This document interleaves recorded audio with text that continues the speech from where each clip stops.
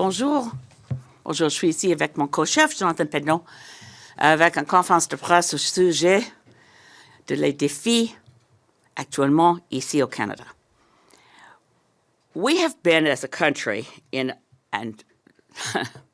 to put it mildly, we've faced unprecedented challenges since the election of Donald Trump in November, and more recently since his inauguration January 20th. I want to share with Canadians how much being able to say we are Team Canada, being able to ride on the strength of the Canadian people standing up, grabbing a flag and waving it, and saying we are united, has given us a strategic advantage that Donald Trump never imagined we'd have.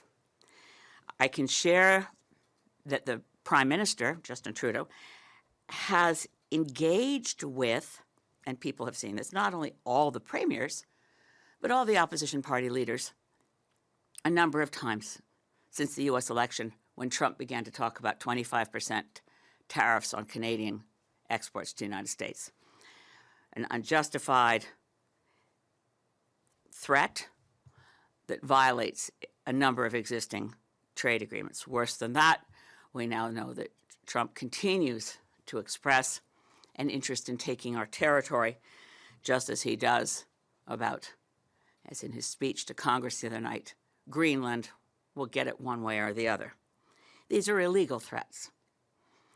But Canada has stood fast, we've stood firm, and we've been united. So I want to share again, I think it's been a big part of our success in pushing back on Trump, that December 3rd we met in person here in West Block in the cabinet room. The Prime Minister, the leader of the official opposition, the leader of the New Democratic Party, the leader of the Bloc Québécois, all of us together to say we are Team Canada. We've met since then a number of times. The last time was February 2nd on a conference call. I was already on my way to Washington by train, and I said to my colleagues, the Prime Minister, the leader of the official opposition, the leader of the NDP, the chef du Bloc Québécois, the message I'm taking to Washington, I want to make sure it's a message that comes from all of us. What is the message that I'm taking on behalf of Team Canada? The message was clear. Tell them we are united. We will not back down. It's important.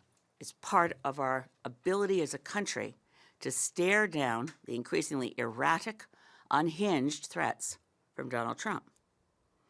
But now we're on the verge of an election. We can already see how the tone changes. We're already seeing the Liberal attack ads against the Conservative attack ads against the Liberals. How do we stand firm as Team Canada and say we're united?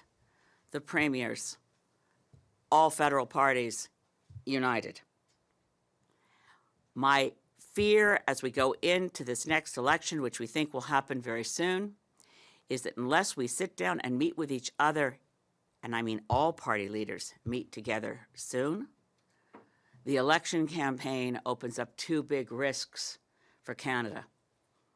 One is that divisions that will emerge in the cut and thrust of a partisan elbows out against each other showdown will open up possibilities for Trump and his henchmen in the chaos and uncertainty they are creating to use the tactic of divide and conquer, to hurt Canada by using Poilievre's words against Canada or using Carney's words against Canada.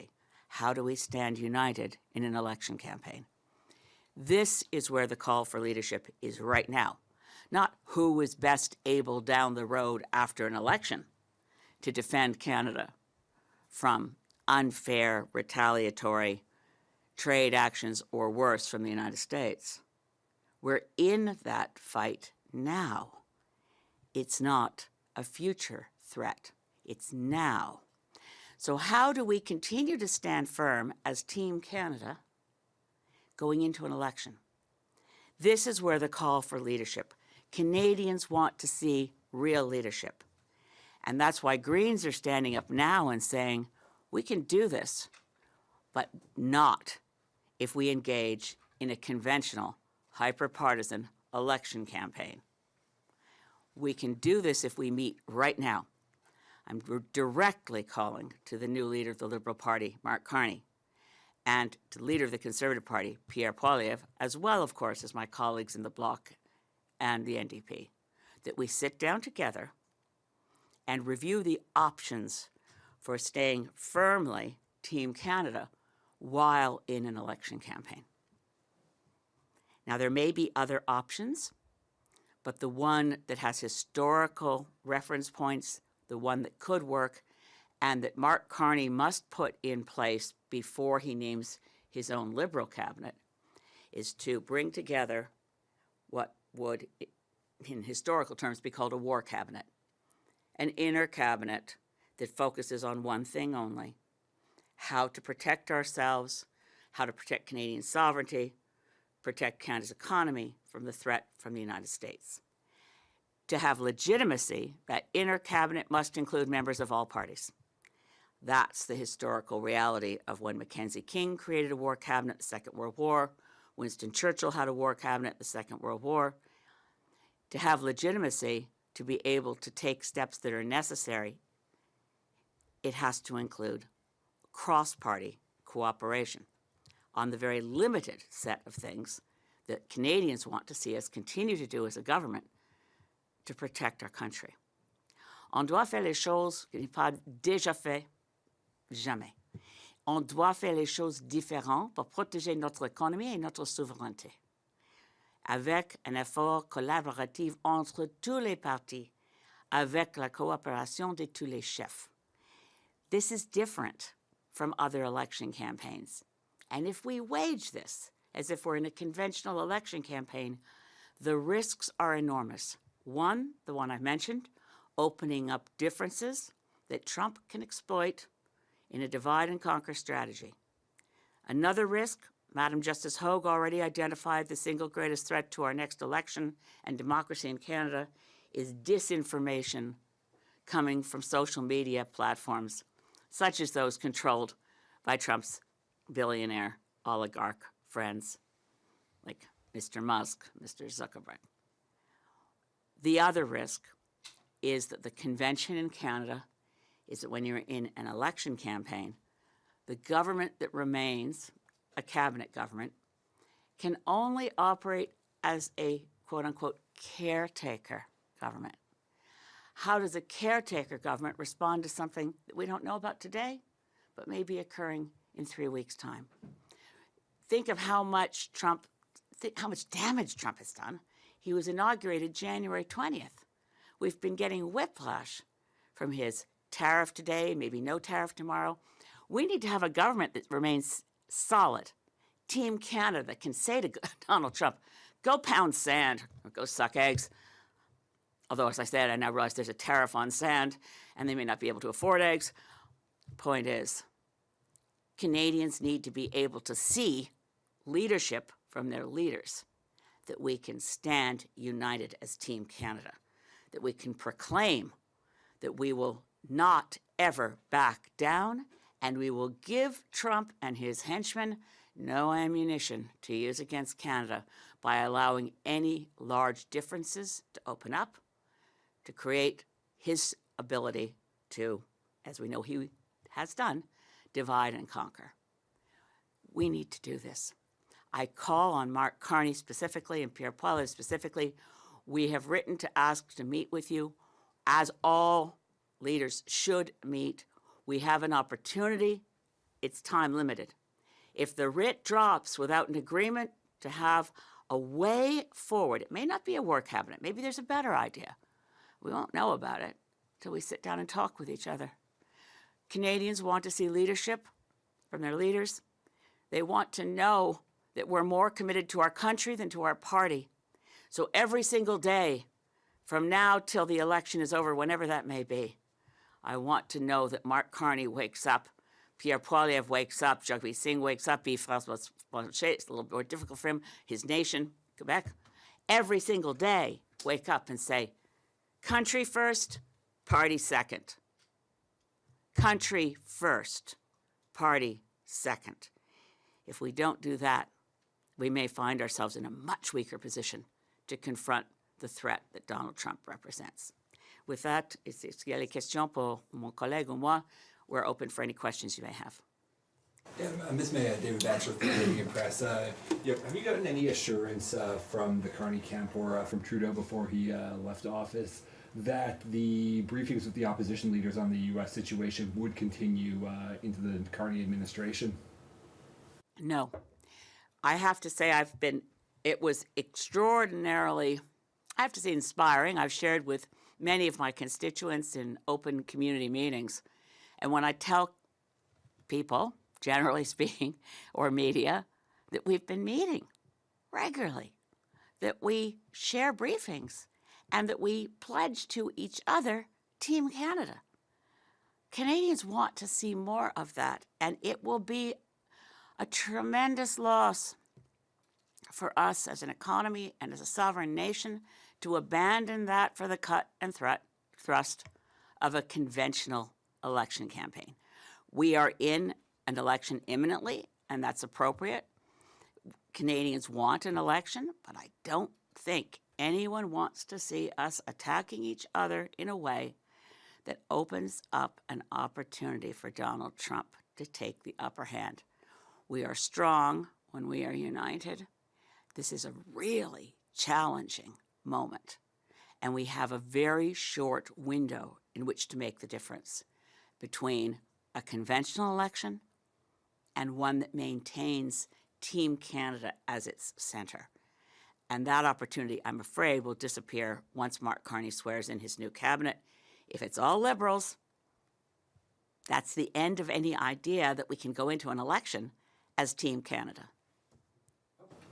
How confident are you that that could happen, given how polarized the Parliament has been in the last number of months, and especially the Conservatives seem unwilling to work with the other parties on issues like this? We saw just in that meeting you had with Poilievre, Singh, and Trudeau when the tariff situation first really started to kick off.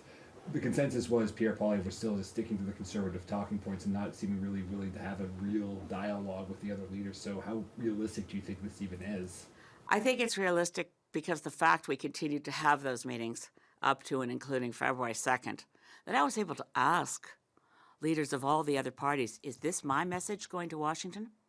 I don't want to go to Washington and freelance as co-leader of the Green Party and throw other ideas out there. I want to know, when I talk to staffers of Republican congresspeople, or Democrats for that matter, I want to know that I'm carrying a message from all of us. I think that's extraordinary that all of them in the room, it was a virtual meeting on audio only, but we were all together in the virtual space. And that was a unified message of Team Canada. I also take heart from the fact, if we think of it, that the Standing Committee on Foreign Interference in Democratic Institutions was made up of members of all parties, that they were able to work with top secret security clearance together to issue a report, which has now been reviewed thoroughly by Madam Justice Hogue. We now know, and again, that was part of her report, Mark Carney should, or she didn't know the name, whoever the next Liberal leader is should get top secret security clearance as quickly as possible. So should Mr. Poilievre. Time's up for pretending there's some reason not to ask for top secret security clearance. Make it clear to Canadians there's nothing that amounts to conflicted loyalties on his part. But that core of a committee could be the starting point. It's realistic because it's necessary. We are in unprecedented times. The threat Donald Trump represents is real. I think how many journalists have pointed to how extraordinary it is that Prime Minister of the Right Honorable Justin Trudeau would say they want to destroy our economy so they can annex us. How extraordinary is it, and I quoted this when I was at a press conference at the United Nations the other day on the threat of nuclear war, quoted Andrew Coyne from March 1st in the Globe and Mail. The United States, quote unquote, has given the nuclear codes to a madman. I think we'd all agree that Andrew Coyne's a thoughtful and known to be a conservative voice in the political spectrum. It is no longer extreme to point out that Donald Trump represents a threat to Canada and to the world, to stability within NATO. I mean, Denmark is a NATO ally, and Trump is saying in a speech to the U.S. Congress, one way or another, we're going to get Greenland. Reminds me of his attitude towards women. He's a serial misogynist, sexual abuser, rapist. He's in the White House. What does he want to do? Take Greenland out to buy expensive furniture? Take Greenland into the dressing room? I'm sorry, every time I hear Trump saying he's going to get something one way or another of another sovereign nation, in my head I'm hearing, yeah, I just grab him by the... We have to be prepared, and we have to be united as a country across party lines, and that requires more than what's been proposed up till this morning when Greens are saying, we want to meet with you, all of us together, can figure something out. It may not be a war cabinet. Maybe there's a better idea. But without an agreement with all party leaders that we are Team Canada, that we do not allow divisions between us in a political campaign to create opportunities for Elon Musk, for Donald Trump, for their disinformation machine to divide Canadians. I wouldn't put it past Trump at all. I mean, we've seen Musk interfere in the German elections to support neo-Nazis. Okay. What's to say that Trump and Musk's ideas, well, let's just get some rage farming going and see if we can get a segment of Canadian society that likes the idea of a 51st state. So we can get divisions within the country, get people clamoring. Maybe. I think right now the unity in this country is so inspiring. We are, as a country, my constituency office can't keep up with the demand for flags. We have elder statesmen banding together, whether Jean Chrétien, Stephen Harper, Jean Charest. We heard Paul Martin. The call on all of us to celebrate Flag Day was from former political leaders across the political spectrum. These are not normal times. We have to cooperate. We have to stay Team Canada at some level going into the next election, or we will lose ground in the fight that we're in, and this is the fight of our lives for Canada. Yeah, on just a slightly different note, you're a strong advocate for the rules of this House. A lot of noise has been made in recent weeks about Mark Carney and potential conflicts of interest, just with his Brookfield connections. His campaign has said that he's put his business interests into a blind trust for his time in public office, and with the disclosure rules, he is following the letter of the law right now.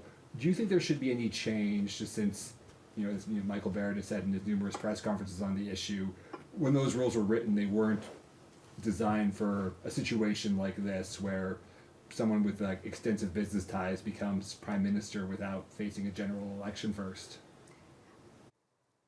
I think, thank you, David. I think it's critical that leaders of political parties remove any suggestion that they have conflicted loyalties.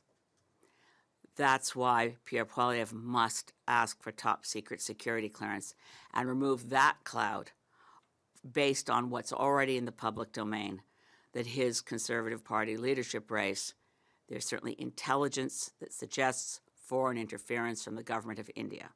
So I would say Mark Carney should get top secret security clearance if he can as quickly as possible. Pierre Poilievre should get top secret security clearance. And I would say where we need to fortify our ethics rules in this country is that when we swear an oath of office, and we swear that oath as members of Parliament, it's an anachronism. We swear to His Majesty King Charles III. I swore to Her Majesty Queen Elizabeth II. But that's in right of Canada. We're swearing an oath of allegiance to Canada. That oath to Canada, in the context of foreign interference, that oath should have consequences. And if someone's found to have allowed themselves to develop conflicted loyalties, there have to be consequences. And right now there aren't. So I would fortify the oath of office as a critical way of maintaining that members of Parliament have one loyalty, and that's to Canada. And again, during an election campaign, country first, party second. We're not used to that. We've never had to do it before, but we have to do it now. Thank you. This concludes the press conference. Merci. C'est ce qui conclut la conférence de presse.